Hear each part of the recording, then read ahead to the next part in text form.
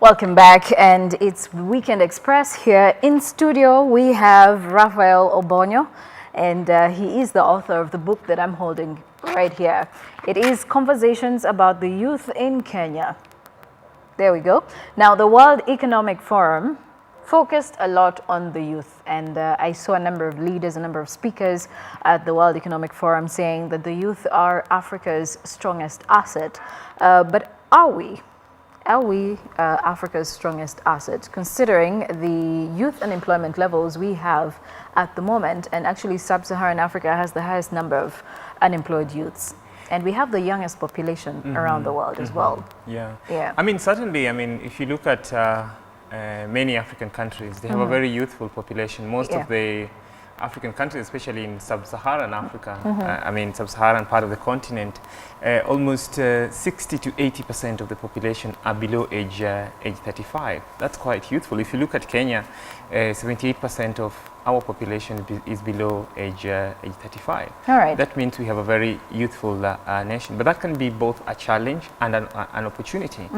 In many cases, it has been a challenge, and we've seen incidences where young people are engaging in, very chaotic activities. Many young people are idle, and unless you tap into their energies, creativity, and talent, then they become a challenge. All right. Yeah. So you seem to be very outspoken about, not that you seem, you are very outspoken about, the young people and how we are more of an opportunity as opposed to being a liability.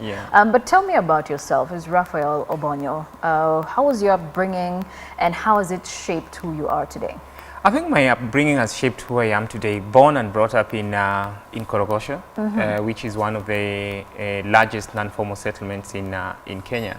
It's a ghetto in what we refer to as ghettos or slum, in one of the largest in Kenya. And we know how situations in slums are, poverty and poverty-related problems.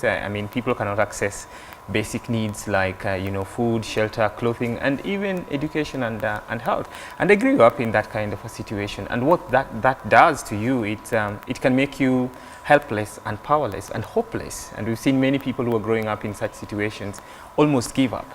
That is one set. But the other set is people who are saying, look, I don't want to be in this kind of situation. I don't want my children to grow up in this kind of situation. I don't want the next generation to also grow up in this kind of a situation. And so I found myself in that group of people who are saying, yes, I was born and brought up in poverty, but that cannot be my story. My story has to be, yes, I was born and brought up in poverty, but I've been able to get out of poverty. And you do that through lots of determination and making sure that you don't give up, you fix your eyes on the prize, and whatever opportunity you get, and whatever opportunities I got in terms of support to get an education, I utilized them in the best way I could. And that way you get to a ladder to get to this level, and now I'm representing young people at different levels. Did the schools that you went to sort of impact what you wanted to be? To a large extent, yes. I went to Babadogo primary school. Then it was the most populated primary school, actually East and Central Africa. I think the teacher-to-child ratio was about 1 to 100 or 120. So a class would be like a church, You're so many of you. So for you to get personal attention from the teacher would be extremely difficult. We had very committed teachers. So that's the kind of an environment that I was brought up in. We didn't have electricity at school, like many other. So we would wait for the sunshine, light from the sun for us to start our studies. But again, you couldn't go home to do your homework. Your homework, you had to do it in school because there was no electricity and there's no that very conducive environment. Maybe you live in one room, a family of 5 or so, so that might not be a very conducive environment. But that shapes you because you want to do the much that you can to get out of that situation. Then I went to Dagoretti High School, of course, a boarding school, which was and still remains an amazing school. Later University of Nairobi, and then I went for my master's at Duke. But education shapes the person that you are. Education grows with you, and I think education has helped me to a large extent to realize myself and discover myself as a human being and the potential that I have. All right, so there are conversations today about you do not have to have a degree to make it in this life. All you have to do is know what you want and go for it. are you a believer in that school of thought? No, I think education is important. There's no doubt about it. But I think sometimes we also emphasize on quantity in terms of the amount of, the number of certificates that you can collect, the amount of, qualifications that you have, the degrees that you have. But that is not what makes you. That is not what helps you to realize a better destiny. I think it's so much about realizing what you want to be in life. And developed countries, or countries that have been able to develop, have realized that let us not just invest in education, let us also invest in things like talent. We have sportsmen and women who do not necessarily have to get a degree or a PhD to do what they're doing. We should invest in that. We have young people who are who have talent in entrepreneurship. Why do you want to wait until he's 25 after going to university for him to start innovating and creating stuff? So yes, education is important and formal education is important, but we should also realize that we have other capabilities, you know, talent, other forms of skills. We should invest in that. If you go to a country like America, someone just starts investing in basketball. He just wants to be a good basketball player. Yeah. And that is what he invests in. And if he goes to school, he chooses subjects that are geared towards making him better in basketball. All right. Yeah. So you have written a book. Is this your first book? This is my first book. I would say a debut, yes. Oh, it's my first. so it's the maiden book. Yes. What inspired you to write it? I think I was inspired by, there's an African saying that says that until the lions learn how to tell the story of the hunt will always be told by the hunter. And you know how the kind of distortion that brings about. And so as young people, the story about young people in Africa, the story about youth in Kenya has been told by other people. And every time you hear about youth, it's always it has a very negative connotation. You know, people think about youth as a problem that needs to be solved, youth as a generation that has problems. But I thought that is not the only story about young people in Kenya, young people in Africa. There's a lot of abilities, there's a lot of capability. And so until we tell our stories in terms of our problems and in terms of the way we think those problems can be solved, then someone else will say it on our behalf. And that might not be the right kind of perspective. All right, so I see the foreword was done by Dr. William Mutunga, who is the Chief Justice, in Kenya today.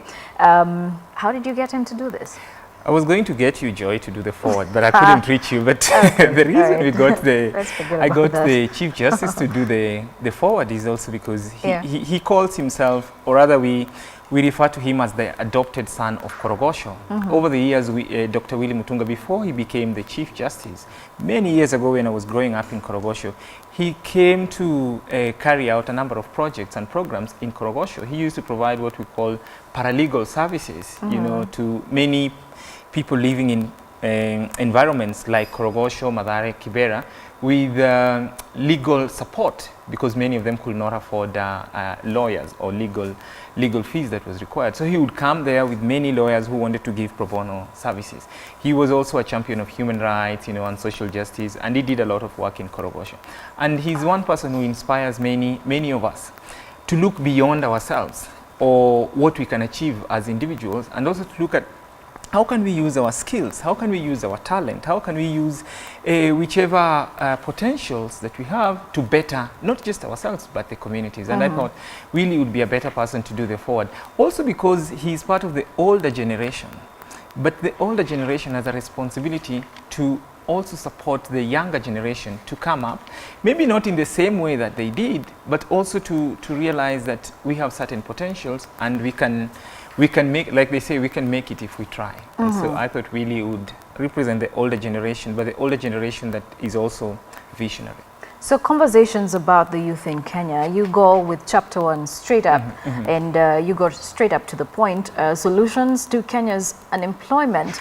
And if I actually might just take a read, probably read a para or two out of this chapter, you say youth unemployment in Kenya, like in many countries in Africa and around the world, is a defining challenge. It is a challenge that has become all the more urgent as it presents a real threat to the country's vision for progress. Many have called it a ticking time bomb waiting to explode in the country. And then down below, you actually talk about how since 1964, the issue of youth employment has been a key agenda for successive governments in post-independent Kenya, but the right formula to tackle joblessness is yet to be found. Yeah, I think youth unemployment is a serious challenge in Africa, but most importantly in Kenya. If you look at Kenya, like I said, 78% of the population is below age 35. If you look at the youth bracket, which is 15 to 34, 40% of our population constitute of young people between age 15 and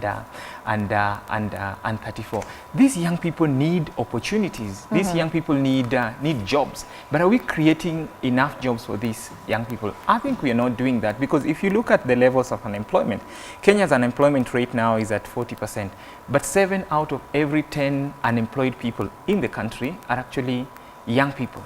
That poses a threat to, you know, our political stability, our social cohesion, and economic prosperity. And unless we fix youth unemployment, it doesn't matter anything else that we did, that we're doing, whether we construct standard gauge railway, whether we construct super highway, whether we construct all the skyscrapers that we see in Nairobi, unless that contributes to youth employment, then we are going to have a problem.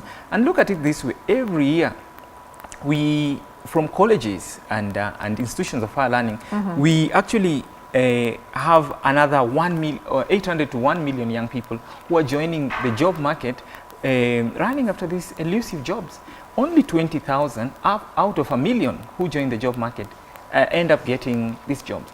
And what that does tell us, that if we do not create the jobs at the pace at which young people are graduating from colleges and university, we are going to have educated but jobless. That's a very dangerous launch. But while we look at, you know, creating of jobs with the pace at which we are churning out graduates from universities, why don't we look at, you know, changing the narrative, going blue collar, you know, having them gain skills in as fast a pace as they are being churned out of the universities? That's true, and that's why there's been a lot of emphasis on youth entrepreneurship. I mean, and you know, President Obama was here last year in June during the Global Entrepreneurship Forum, which was extremely summit, which was extremely important in terms of emphasizing the importance of entrepreneurship, because the formal sector cannot create the number of jobs that are needed for young people. Even if we were to redouble our efforts and do the much that we could, the formal sector cannot create that. That's why we need to focus on informal sector, and things like entrepreneurship are extremely important. But we should not look at entrepreneurship as an isolated initiative. We should look at entrepreneurship as part and parcel of our education system, and that's why the process of remodeling our education curriculum that is ongoing now. We know the Education Ministry has proposed a task force, has already formed a task force to review our education curriculum. That is so important, but they should also ensure that the curriculum that will be proposed helps us to fill in the gap, the mismatch between the skills that we acquire from school and what is required in the labor market. But I totally agree with you that we need to focus more on things like entrepreneurship. All right, in chapter 4 of the book, you talk about youth development and public participation in the counties. Tell me about that. Yeah, I think youth cannot be silent recipients. Youth cannot be observers in challenges that are facing us and challenges that are facing the country. And if you look at issues of, I mean, the new constitution and why young people rallied behind the proposed draft, the idea was to make sure that marginalized groups, and especially young people, are brought on board in terms of being active participants to try and fix some of the problems. And devolution was meant to bring services closer to the people, and make sure that resources and power are devolved, and ensure that there is a meaningful participation of traditionally marginalized groups like young people. The question is, has devolution managed to fix that? Again, your guess is as good as mine. If you look at the amount of the percentage of resources that are channeled, that are channeled towards recurrent expenditure vis-a-vis resources that are put into development programs, some counties, 90% of revenues in the counties are going to, paying salaries and putting up nice state-of-the-art buildings for, the county leaders. I don't think we are going to fix the challenges facing this country, and most importantly, the youth, if we do not put resources and if we do not ensure meaningful participation of groups like young people. All right.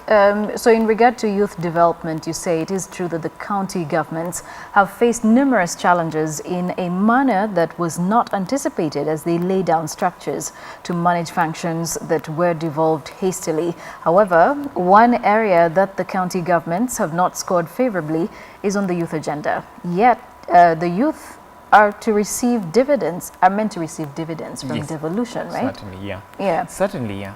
Okay, and then later on you actually say on the same page, that is on page 38, you say an analysis by the youth agenda revealed distressing statistics. By 2015, only 25 out of the 47 counties had independent and functional youth departments or a ministry to handle youth affairs. And how much does this go in solving the problem? I think we cannot deal with youth problems in a very haphazard and sporadic, spontaneous way. We need to have a clear plan, and we need to put both resources, allocate sufficient resources, but also have institutions to support, youth development and youth participation. Right. What has happened is we've always glossed over the problem of, challenges affecting young people. And so we keep them busy by, putting up a program here and a program there, launching a program here and a program there. We do not have a long-term plan. And so my argument has been, look, county governments need to put in place a strong institutions, sufficient budgets that are going to address youth unemployment and problems facing young people in the long term, not in the short term. Because in the short term, we've seen what is happening. You launch a program here today, and after a few months, it's dead. And what that does to young people, it creates false hope. You make them feel like there's something happening, yet there's nothing happening. Because it's like being on a treadmill. You think that you're running, but you're not running. You're just in motion, but you're not going anywhere. Yeah. So I think most of the county government are putting youth issues and youth themselves on a treadmill. So they want to cheat and lie to young people that there's something happening, but nothing is happening. Is indeed. really happening. Yeah. Let me take you back to chapter 2 on page 16 of Conversations about the Youth in Kenya, where you talk about the youth in a new constitution. Is it a lost promise? And on page 22, you actually talk about the 2007-2008 post-election violence in Kenya, that brought back the realization that without comprehensive constitutional reforms, such conflicts would be inevitable in the future. Constitutional reform was one of the 4 key agenda items that were agreed upon during the Kofi Annan-led mediation to end the post-election violence and stop future crises in Kenya. Also, one of the most notable items in the agenda of 4 of the reform packages of the mediation was youth exclusion as a responsible underlying factor for tension, instability, and a cycle of violence. Yeah. We have less than 16 months to the next election. The next election, yeah. How does this play a key role in where we are going in 2017? I think, first of all, like I did mention, youth unemployment poses a serious challenge to, both our economy, our political situation, or rather political stability and social cohesion. Yeah. And so if we do not tackle the problems facing young people, any opportunity that triggers them to engage in precarious activities or in chaotic activities like we are seeing now, they're going to take advantage of that. Yeah. So we must really focus on the youth. Youth are actually not just the majority of the population, but they're also the majority of voters, And so unless we look at them in a way that, these processes in a way that addresses their problems, then we are going to, the consequences are going to be dire. And my argument has been, yes, we are now focusing on IBC as an institution and as the source of our problems in terms of elections, which truly is important. We need credible institutions and a credible referee to manage our election. But I think the problem why we have post-election violence is not necessarily because we do not have credible institutions. That is just part of it. The major part of it is because a majority of young people are not meaningfully engaged. And if we do not engage young people meaningfully, then first of all, they won't participate in elections, like we've seen. I mean, IBC the other day launched a continuous voter registration process. They had a target of 4 million. They only ended up getting about 800,000 people registering, a majority of them young people. 3 million people were not interested. That voter apathy is not necessarily caused by the fact that IBC is not a credible institution, as much as it might not be a credible institution. It's largely caused by the fact that young people feel like we don't matter, and those things don't matter to us. So how do we make sure that young people start seeing, you know, democratic processes like election as an opportunity for them to be able to tackle some of the challenges that they face as a group? Right.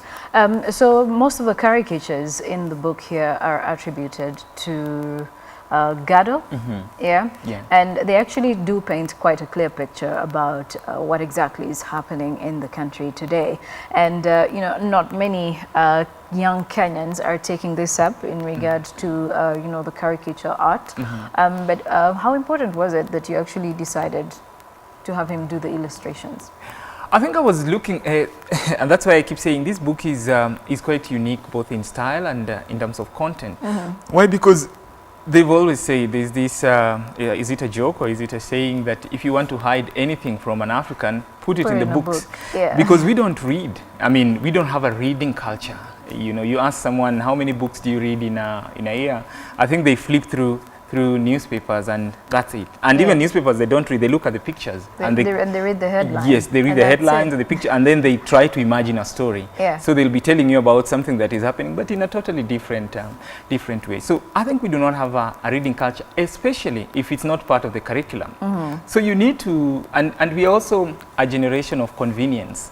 We like things that we can consume really, really quick. Yeah. And so I thought, if I put in so many words, young people might not be able to. Does that explain the volume? Yes, of the book? First, yeah, I thought young people would be put off if the volume is if it's too voluminous. Yeah. But also, there are young people who might not have time also to read or interest to read, but that caricature, like you say, the illustrations, gives you a quick picture of what are we talking about. If it's about youth unemployment, we are talking about the issues of jobless growth. Kenya's economy is growing at now 5% every year, but youth unemployment is still on the increase. Yeah. So we have what we call educated but jobless. If you see that cartoon, it gives you a picture of truly we have a situation. If you look at devolution, the caricature that Gado did give is the one of where devolution, where devolution that was supposed to be something that could help fix the problems facing young people has become now a major problem by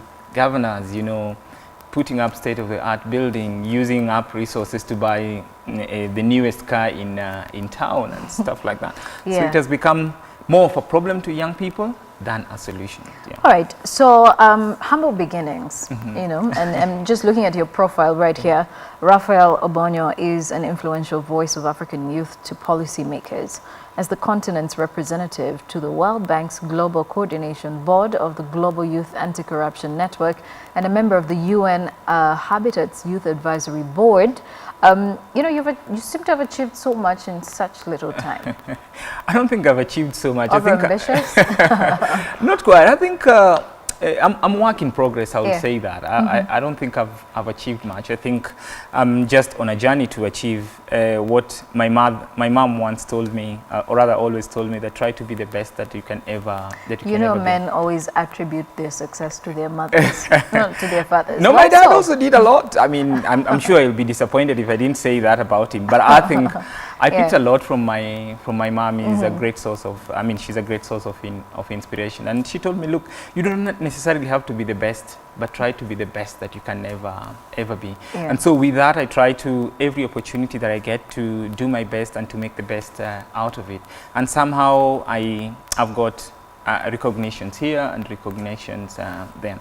But that is not part of the reason why I do what I do in terms of championing youth causes and, you know, engaging in development programs. I think it's also about just making sure that we do not just be on the stand on the touchlines, but we be the people who are involved actually in tackling some of our challenges, because there are many people who complain about situations. I think we need many more people who are willing to help fix the problems other than just point out the problems and the challenges that we face. So where do we get this book? This book is available, interestingly, it's available in the major bookstores in Kenya. In Nairobi now we have the Bookstop, which is one of the leading bookstores in Kenya, at Yaya Center, Textbook Center. All the textbook centers in the country now have are stocking this book.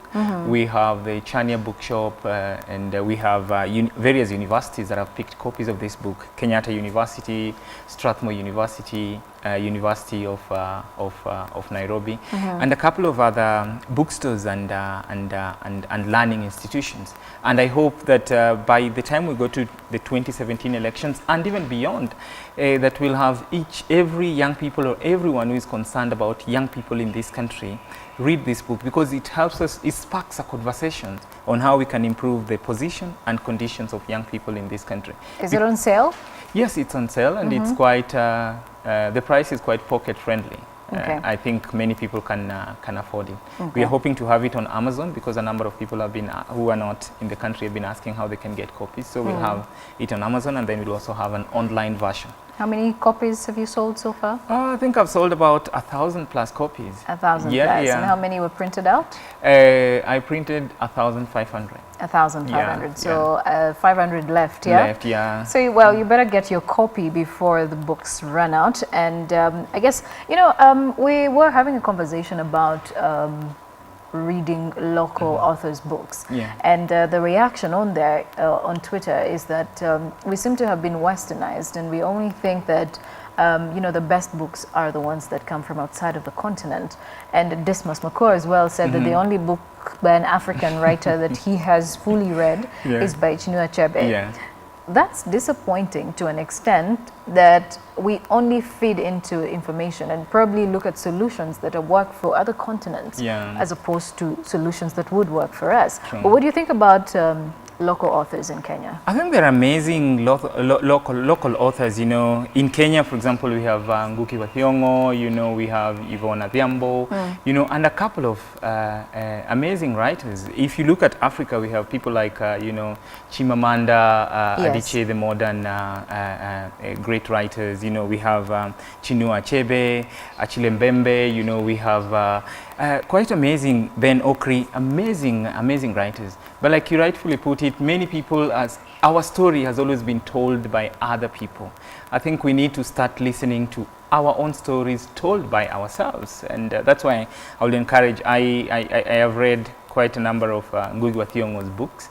I've read you know, people like Ben Okri, Thabo Mbeki, and many African writers. And the way they look at our problems, they don't just look at them in terms of problems, they also look at them in terms of how can we fix these problems. When that story is told by someone else, they only look at it in terms of problems, and that is the challenge. So I think our generation need to read more of African authors, because solutions to African problems will come from ourselves, not from other sources. All right. Well, thank you so much, Raphael, for coming to talk to us about this. And of course, you can go out there and get the book and read it. It's quite an interesting one. I don't know why I'm not in your acknowledgements, but I'll let that pass. You can also read about Kenya's multi-party politics and elusive youth agenda, and also a digital government and a digital generation, regional integration, and bringing the youth on board. Quite interesting insights here. It's a 6-chapter book about, let me see, 61 pages. You can read this in an hour. In an hour. Actually. True. It's an easy read, and of course, it's always a pleasure to be on. All right, so we're going to add it onto our little library over here. That's amazing. That would be an honor. Oh my goodness. Come to think of it, I don't know how many local authors we have on here. That's very embarrassing. But we're going to try as much as possible to add on to it. Yes. Yeah. Okay. Well, that would be amazing. And it's always a pleasure to be on the best channel in town. You know, KTN News channel is amazing channel. That's for sure. Well, thanks a lot, Raphael, for coming on the show. Raphael Obonyo, author of Conversations about the Youth in Kenya. My name is Joy Doreen Bira. Thank you all for watching this edition of Weekend Express. And well, I'll see you a little later during our news updates.